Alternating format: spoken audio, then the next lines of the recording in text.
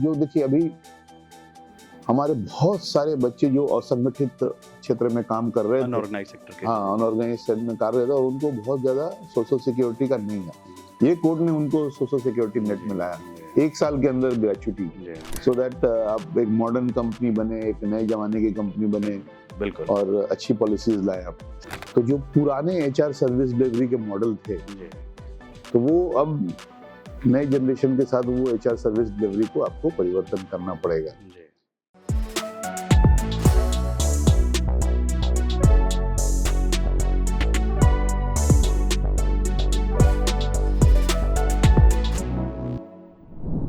नमस्कार साथियों, ACCL podcast ऊर्जावाणी के इस बेहद खास एपिसोड में आप सभी का हार्दिक स्वागत है। आज हमारे बीच एक ऐसी शख्सियत हैं जो किसी भी परिचय का मोहताज नहीं रखते हमारे कोल इंडस्ट्री में। दुनिया की सबसे बड़ी कोयला उत्पादक कंपनी कोल इंडिया लिमिटेड के डायरेक्टर HR, साथ ही साथ एक ऐसी शख्सियत जो कहते हैं कि you do not build businesses, you build people and those people build business. यानी कि वो परफॉर्मेंस की बात करते हैं, वो बात करते हैं पीपल सेंट्रिक अप्रोच की, और ये सभी बातें कोल इंडस्ट्री में एक नए बदलाव की शुरुआत कर रही है। साथियों, बहुत आत्मीयता के साथ ACCL परिवार की ओर से अभिनंदन करना चाहेंगे आदरणीय डॉक्टर विनय रंजन सर का। सर, बहुत बहुत स्वागत है सर आपका। नमस्कार सनी जी, धन्यवाद मुझे इस पॉडकास्ट में बुलाने के लिए। मुझे अत्यंत खुशी है और मैं आपसे बात करने के लिए काफ़ी एक्साइटेड हूँ। तो चलिए शुरुआत करते हैं। सर आए और मेगा प्रोजेक्ट्स से इन्होंने शुरुआत की, दीपिका मेगा प्रोजेक्ट्स में, और माइन से लेके लोगों तक आप मिले और नारी शक्ति से आपने चर्चा की, और उस पहल पे भी हम लोग बात करेंगे। सबसे पहले तो हम शुरुआत करें सर कि पिछले 5-1 वर्षों में सर बहुत सारे बदलाव देखे हैं। एज ए डायरेक्टर HR आप सर कोल इंडिया के रहे हैं, और उससे पहले भी कोल इंडिया की सब्सिडरी में आप लीडरशिप पोजीशंस पे रहे हैं सर। डायरेक्टर HR के रूप में कई सब्सिडरियों में आपने भूमिकाएं दी हैं सर। इस इतने बड़े ओहदे पर क्या कुछ गाइडिंग प्रिंसिपल्स लेके चलते हैं सर, मैनेज करने में जो हेल्पफुल होते हैं? देखिए, सबसे बड़ा चीज़ में सबसे पहले आपको एक फंडामेंटल शिफ्ट बताना चाहूँगा। जो मूलभूत संरचना जो कोल इंडिया में परिवर्तन हो रहा है। कोल इंडिया देखिए एक लीगेसी ऑर्गेनाइजेशन है। जो 1975 में इसका राष्ट्रीयकरण हुआ, और पिछले साल हम लोग ने 50वें साल में प्रवेश किया, और 50 सालों में परिवर्तन ये हुआ है कि जो हमारा एवरेज एज था, क्योंकि पिछले 5-10 सालों में काफ़ी भर्तियाँ हुई हैं, जो एक 47 इयर्स का एवरेज एज होता था, वो एवरेज एज घट के अभी 43 वर्ष का हो गया। और जो हम लगातार भर्तियाँ कर रहे हैं, यंग जनरेशन मैनेजमेंट ट्रेनिंग और इंजीनियर्स आ रहे हैं, तो मुझे लगता है कि अगले 2 सालों में ये 40 वर्ष तक आ जाएगा। तो जो पुराने HR सर्विस डिलीवरी के मॉडल थे, तो वो अब नए जनरेशन के साथ वो HR सर्विस डिलीवरी को आपको परिवर्तन करना पड़ेगा।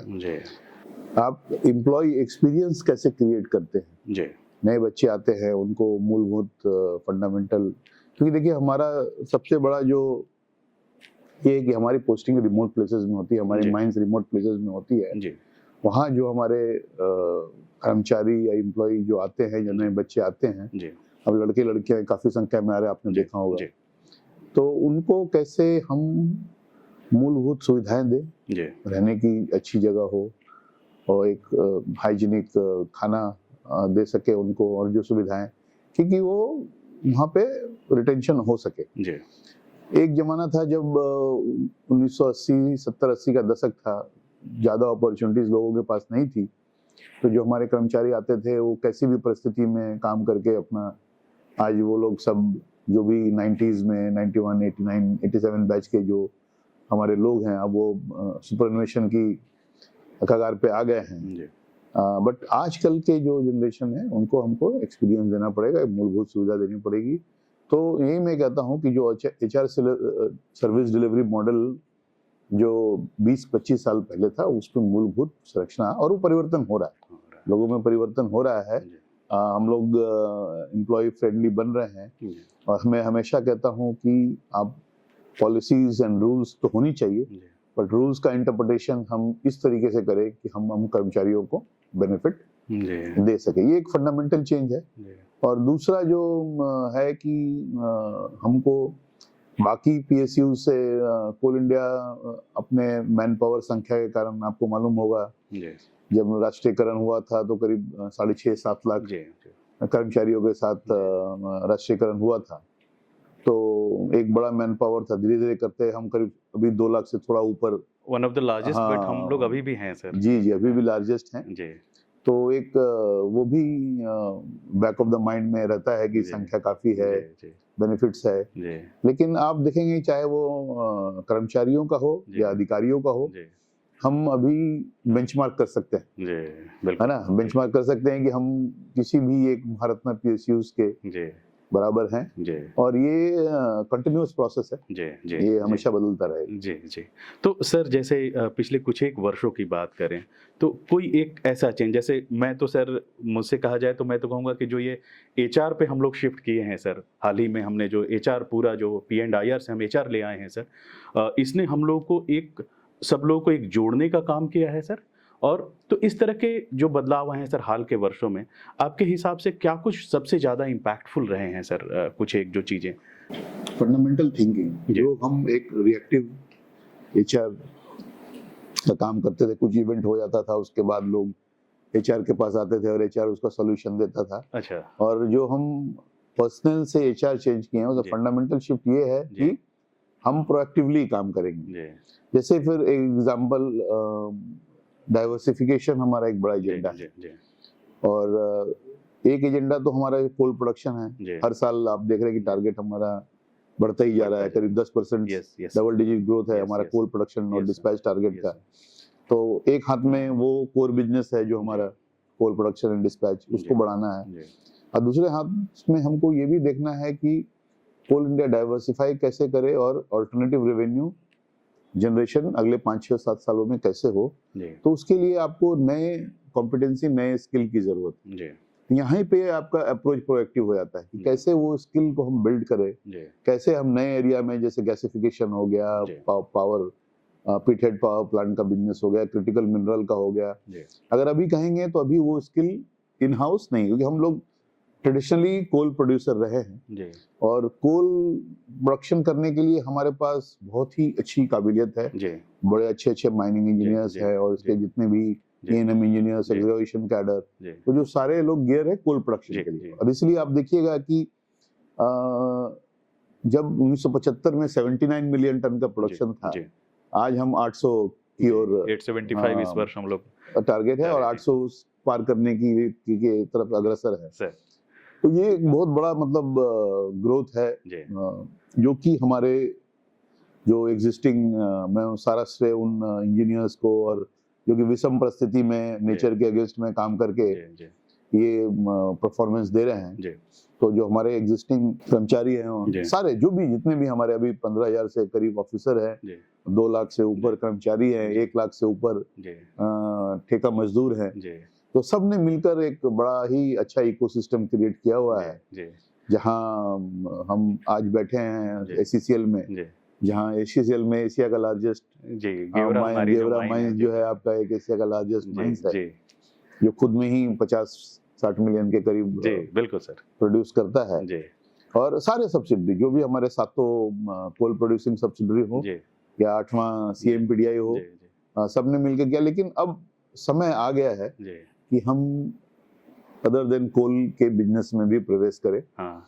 और अल्टरनेटिव, क्योंकि सस्टेनेबिलिटी बहुत जरूरत है एक कंपनी की, सस्टेनेबिलिटी और लॉन्ग टर्म, जो हम रेवेन्यू गारंटी बोलते हैं, रेवेन्यू एश्योरेंस बोलते हैं, जी। कि रेवेन्यू आता रहे जिससे कि कंपनी आगे और जैसा बढ़ता मैं रहे। सर आपको सुन रहा था सर कि जो ये नए बिजनेस एंटिटीज की तरफ हम लोग जा रहे हैं, डाइवर्सिफिकेशन की तरफ जा रहे हैं, उसमें जो टैलेंट मैनेजमेंट है सर या हायरिंग है, आप बता रहे सर कि दुनिया के बहुत बड़ी प्राइवेट सेक्टर की कंपनियों से सीईओज आ रहे हैं जी। सर कोल इंडिया में। जी। तो ये एक बड़ा बदलाव है सर, जी। क्योंकि ऐसा ट्रांसफ्यूजन जब होगा तो निश्चित रूप से वो नीचे तक वो बदलाव दिखेगा सर। देखिए, कोल इंडिया का जो टैलेंट मैनेजमेंट मॉडल था, जी हम लोग कैडर बिल्डिंग पे विश्वास ध्यान देते करते हैं। थे जी कि हर बैचेस में इंजीनियर्स, यंग इंजीनियर्स आते थे और वही धीरे धीरे करके हायर लेवल पे ग्रोथ करते थे और वही CMD भी बनते थे, डायरेक्टर भी बनते थे और HODs भी वगैरह भी बनते थे हर बैच का। जी लेकिन जब आपको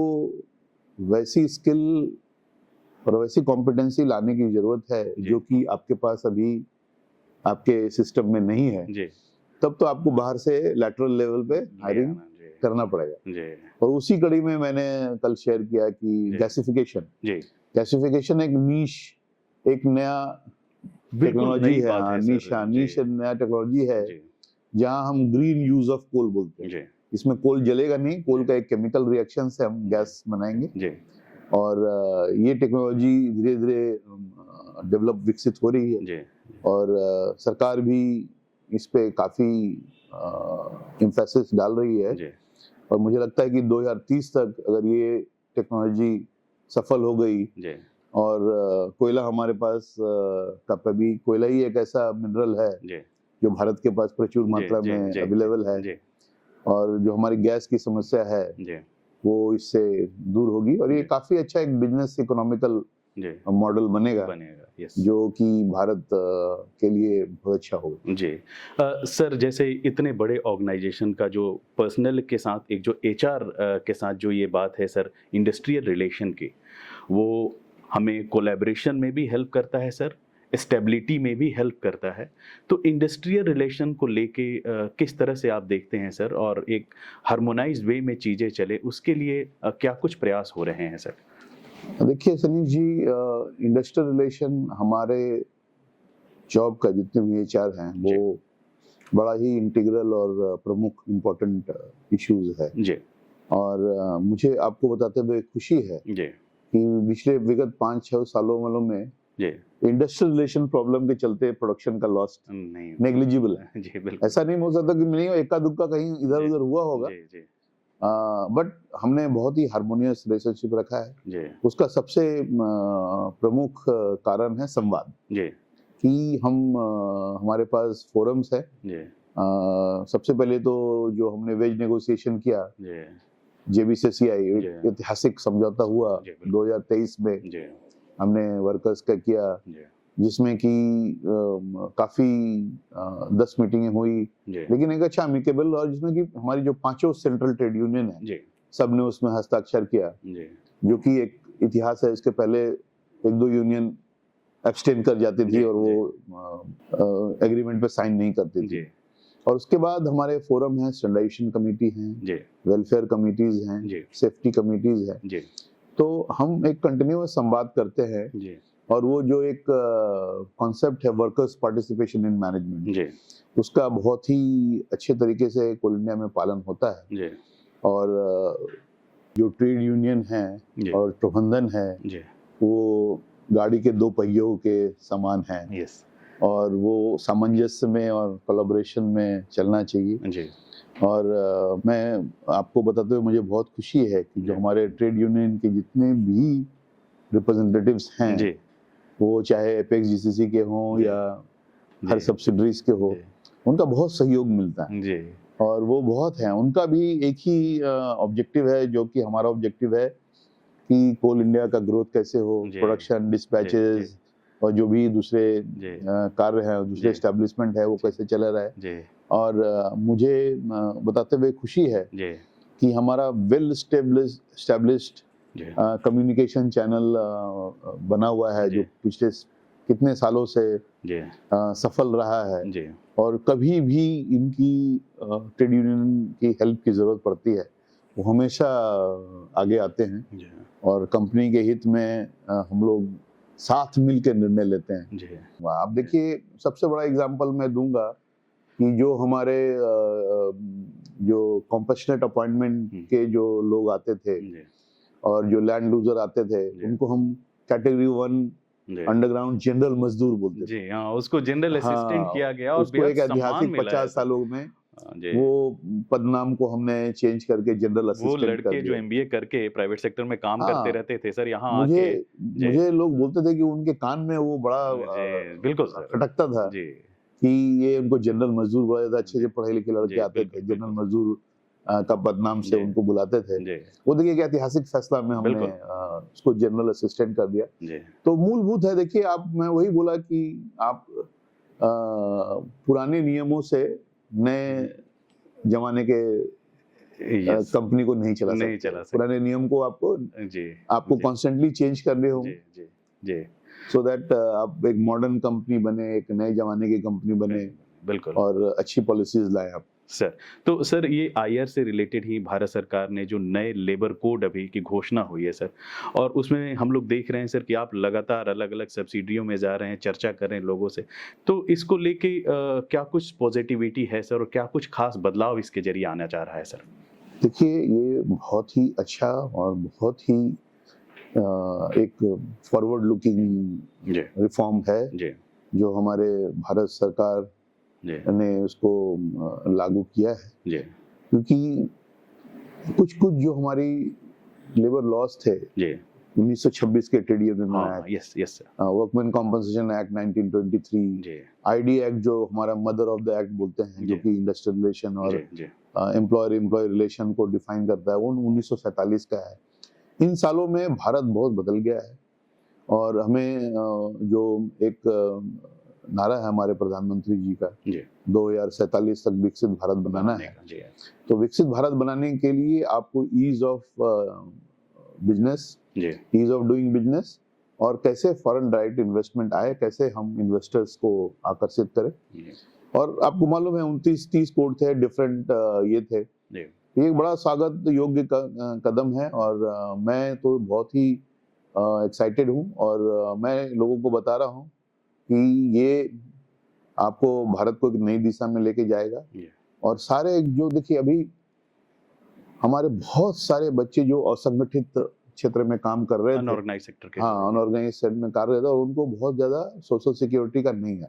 ये कोड ने उनको सोशल सिक्योरिटी नेट में लाया, जी, 1 साल के अंदर ग्रेचुइटी, जी, हाँ, और अपॉइंटमेंट लेटर देना, खासकर जो लोग कंस्ट्रक्शन सेक्टर में काम करते थे, प्लेटफॉर्म वर्कर थे, गिग वर्कर थे, जी, उनको सबको रिकॉग्निशन देना, जी, ये एक बहुत बड़ा ऐतिहासिक कदम है। जी, और मुझे पूरा भरोसा है और मुझे पूर्ण विश्वास है, और एज ए एचआर प्रोफेशनल जी, मैं चाहूंगा कि इसको लोग खुले मन से अडॉप्ट करें जी। और ये भारत को एक नई नए आयाम को, बेंचमार्क की हाँ, नया तरफ बेंचमार्क और नए आयाम की ओर लेके जाए। लेके जाएगा। सर जब कोल इंडिया के वर्कफोर्स की बात होती है सर, उसके कॉम्पोजिशन की बात होती है, जेंडर इक्विटी की बात आजकल हो रही है सर। हम देख रहे हैं सर कि कुछ एक वर्षों में कोल इंडिया में वुमेन एम्पावरमेंट को लेके बहुत सारे इनिशिएटिव लिए जा रहे हैं सर, उनके पार्टिसिपेशन को बढ़ाया जा रहा है। हमारे अपने सर एसीसीएल में हमने पहली सर महिला ऑपरेटेड डिस्पेंसरी, जिसके साथ सर अभी ने कहा है कि मैं उनसे संवाद करना चाहूँगा, सर अभी वहाँ विजिट भी करेंगे। तो इस तरह के प्रयासों को आप किस रूप में देखते हैं सर, और आगे क्या कुछ भूमिकाएं देखते हैं महिलाओं के लिए आप? देखिए सनी जी, ये बहुत महत्वपूर्ण है कि जो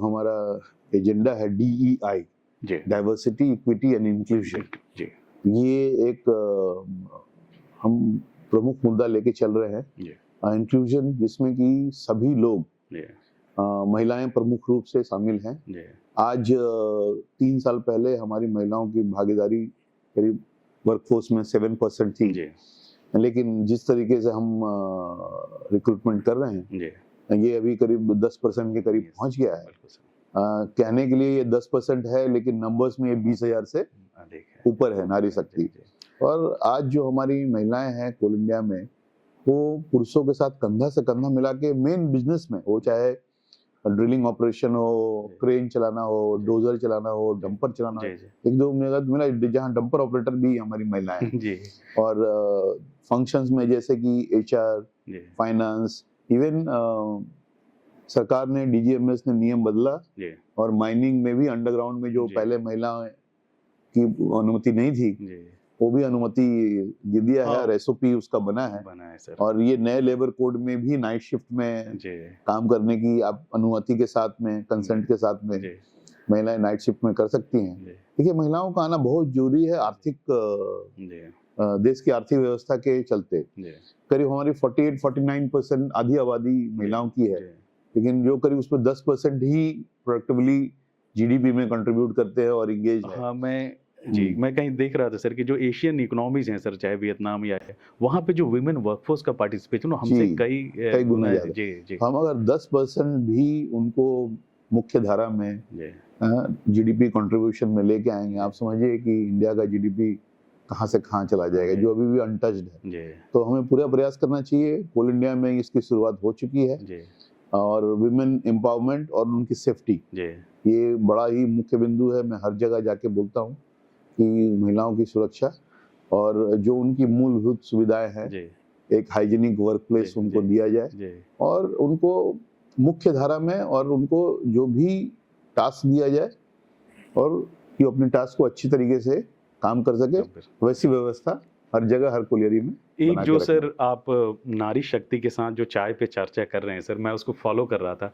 आप ईस्टर्न कोलफील्ड्स फिर सेंट्रल कोलफील्ड्स गए, और उससे जो मैं देख रहा हूँ सर कि उसके वीडियोस देखता हूँ या देखता हूँ तो WCL में भी किया WCL में गए सर आप, हाँ, तो उनके चेहरों पे जो चमक है सर कि आप as a HR head sir, आप सीधे उनसे, कोई बीच में बाउंड्री नहीं है सर, आप उनसे सीधे 1 टू 1 बातचीत कर रहे हैं। तो इस पहल को बड़ा एक पाथ ब्रेकिंग के तौर पे हम लोग देख रहे हैं सर कि आप खुद जाकर उनको सुन रहे हैं और उनसे बात कर रहे हैं, और सब कुछ बिल्कुल ओपन है और ट्रांसपेरेंट है सर। कैसा है अनुभव सर ये चाय पे चर्चा मेरे वाला? लिए तो बहुत ही, जो मैं एक स्टोरीज मैं जी, बोलता हूँ, जी, स्टोरीज उनके रेजिलियंस की, उनके संघर्ष की, जी, खासकर जो हमारे कर्मचारी में वैसी महिलाएं जो यंग एज में किसी कारणवश अपने पति को, जी, या माइन दुर्घटना में या जी, नेचुरल डेथ में जी, जी, अपने पति को खो देती हैं, जी, और फिर वो 15 वर्षों से 20 वर्षों से जी, अ, अपनी सेवाएं दे करके, अपने जी, बच्चों का लालन पालन करके, जी, में कोल इंडिया का भी रोल है।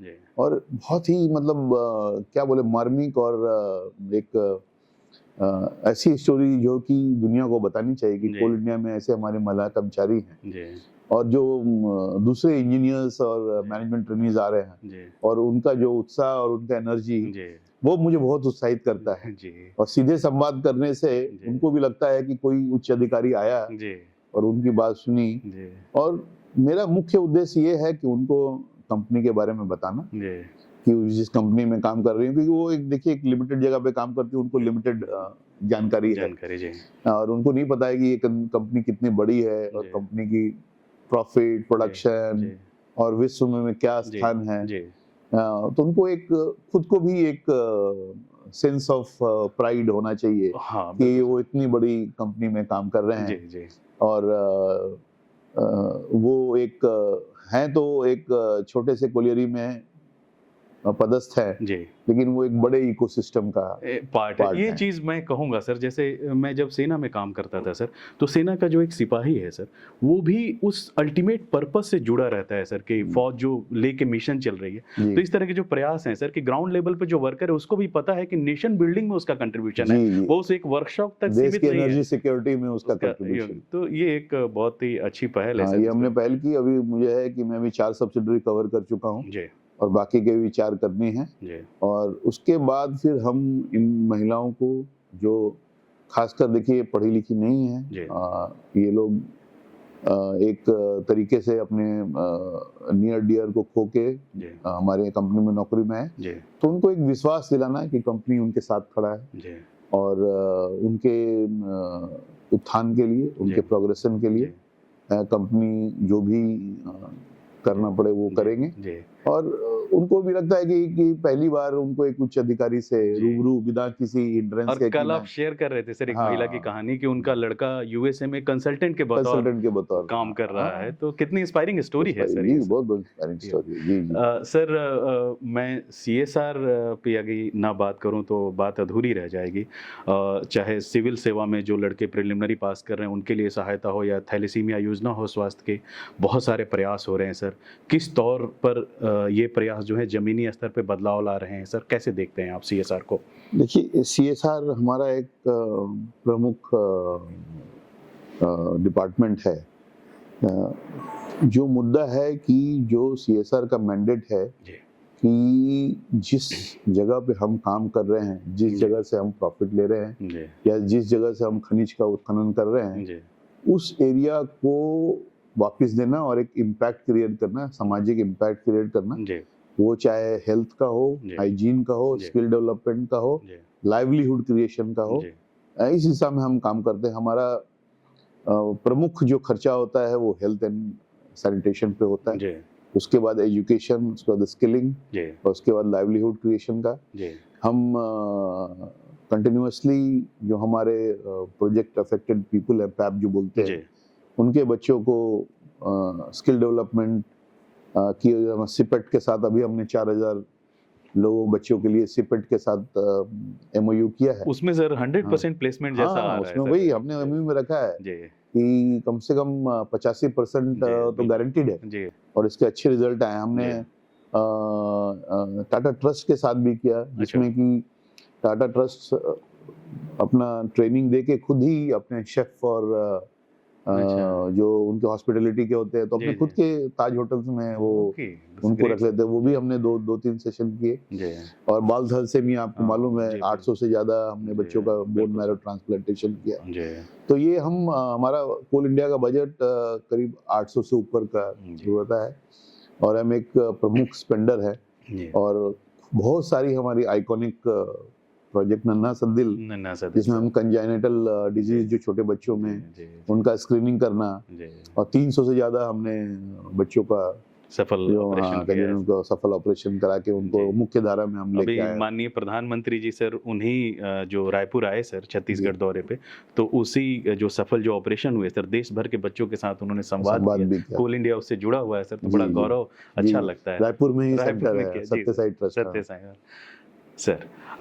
सर आप एसीसीएल में आए हैं, तो अब एसीसीएल परिवार जरूर इस कंपनी को लेके आपके विचार जानना चाहेगा सर। नहीं, एससीसीएल में जो मेरा मानना है कि यहाँ का नेतृत्व है और यहाँ के जो ऑफिसर्स हैं, कर्मचारी हैं, उनकी बहुत ही अच्छी नेतृत्व क्षमता है। बड़े ही कुशल अधिकारी हैं, बड़े कुशल वर्कर हैं और सबसे ज्यादा मोटिवेटेड। मोटिवेटेड। हाँ, मोरल बहुत हाई मोरल के साथ काम कर रहे हैं। मैं जब दीपिका में गया और वहाँ संवाद किया जी। तो जितने लोगों ने सबने बोला नहीं सर, हम हमारा टारगेट पूरा करेंगे और अगर हमें ईसी की लिमिट बढ़ गई तो हम अपने टारगेट से, जो 40 मिलियन का उनका टारगेट है, उससे जी, ज्यादा करेंगे। जी, तो ये एक कमिटमेंट और ये एक मोरल दिखाता है जी, कि एक छोटा से छोटा कर्मचारी जी, अपने एरिया के प्रोजेक्ट के लिए कितना गंभीर है। जी, और वहाँ के जितने भी लोगों से मैं मिला जी, तो मुझे पूरा भरोसा है। यहाँ कुछ इश्यूज थे पिछले 1-2 सालों में, जी, एससीसीएल थोड़ा ये कोल इंडिया का अग्रणी सब्सिडरी हुआ करता था। जी, 1-2 सालों में कुछ जमीन के चलते हुआ है, बट मुझे पूरा भरोसा है कि आगे आने वाले सालों में एससीसीएल जरूर अच्छा करेगा। अच्छा। तो जो एसीसीएल परिवार के दर्शक देख रहे हैं, वो सर ने जो अपेक्षा हम लोगों से दिखाई है, उसको ज़रूर हम लोग को मीट करना है। सर, इस पॉडकास्ट के ज़रिए एसीसीएल परिवार को और विशेष रूप से जो यंग लीडर्स आ रहे हैं सर इस इंडस्ट्री में, उनके लिए आपका कोई यदि मैसेज हो तो सर हम उसको आखिरी बात के तौर पे लेना चाहेंगे। हाँ, नहीं, यंग जनरेशन के लिए मेरा यही है कि आप आएँ, ये आप बहुत बड़ा आपका रोल है। आप देश की ऊर्जा सुरक्षा के लिए काम कर रहे हैं। कोयला अभी भी जो बिजली का कंट्रीब्यूशन है 55% से के करीब है कोयला, और ये देश को आगे बढ़ाने के लिए बिना बिजली के देश का विकास नहीं हो सकता। और बिजली अगर प्रोड्यूस करना है तो कोयला अभी रहेगा। और आप इस इंडस्ट्री से जुड़े हैं तो आप प्रत्यक्ष अप्रत्यक्ष रूप से देश की एनर्जी सिक्योरिटी के लिए काम कर रहे हैं। और दूसरा सबसे बड़ा है कि आप आएँ और ये आप देखिए कि आप सोसाइटी एज ए लार्ज को कैसे इम्पैक्ट करेंगे। और इस कंपनी में को नई, जो हम बोलते हैं कि नेक्स्ट जनरेशन, हम लोग ग्रेट प्लेस टू वर्क तो पहुंचे हैं पिछले बार ही मेरा प्रयास था कि हम लोग, क्योंकि मैं देखता था कि दूसरी कंपनियों को सर्टिफिकेशन मिलता है तो मेरे को मन में रात में मैं सब बैठता था अकेले, मेरे ख्याल था क्यों Coal India great place to work बड़ा अच्छा लगता है सर हम लोग यंग जनरेशन को जो देखते हैं सर हम लोग। पिछले साल हमें सर्टिफिकेशन मिला था और इस साल मैं आपको बताऊं कि जो हमें दोबारा सर्टिफिकेशन मिला है 26-27 के लिए, जी, बहुत हमने सर। सारा जो 5-6 पैरामीटर्स पे वो जी। सर्वे करते हैं, जी, सब में करीब-करीब 10% का ग्रोथ हुआ। तो पिछले साल सक्सेस सब मिलना growth और उसको रिटेन करना बहुत हुआ। बड़ा हाँ, ये हो हाँ, जाता है तो हमें सर। कंटिन्यूअसली 2 साल के लिए फिर बहुत से बधाई सर। रिकॉग्नाइज किया गया है। सर, और पिछले बार तो हम नेशन बिल्डर, जो टॉप 50 कंपनीज होती हैं, जी, जो नेशन बिल्डर में वो देते हैं, उसमें जी। भी हम शामिल हुए थे। Great sir. मुझे पूरा भरोसा है इस बार भी हम नेशन बिल्डर में आएंगे। Great sir. तो साथियों, एसीसीएल पॉडकास्ट ऊर्जावाणी के इस एपिसोड में हम लोग थे आदरणीय डॉक्टर विनय रंजन सर के साथ, और सर की इंसाइटफुल फ्यूचरिस्टिक बातों से मुझे बहुत प्रेरणा मिली है, मुझे बहुत विज़न मिला है, और ऐसा ही मैं मानता हूं कि दर्शकों को भी मिला होगा। और आज आप हमारे बीच आए और आपने बहुत ही एक्सपीरियंस तरीके से, बहुत ही व्यवहारिक रूप से आपने सर हम लोगों को बहुत सारी बातें बताई, अलग अलग आयामों को छुआ। सर, आपने अपना बेशकीमती समय एसीसीएल परिवार को दिया, इस पॉडकास्ट को दिया, इसके लिए हम बहुत आभारी हैं सर। और आपके नेतृत्व में कोल इंडिया परिवार, एचआर परिवार इसी तरह से आगे बढ़ता रहे सर, उसके लिए एसीसीएल परिवार की ओर से शुभकामनाएं देते हैं सर। एक बार पुनः सर आपको बहुत बहुत आभार करते हुए नमस्कार। धन्यवाद। मुझे बहुत अच्छा लगा आप लोगों से बात करके। धन्यवाद। Thank you sir.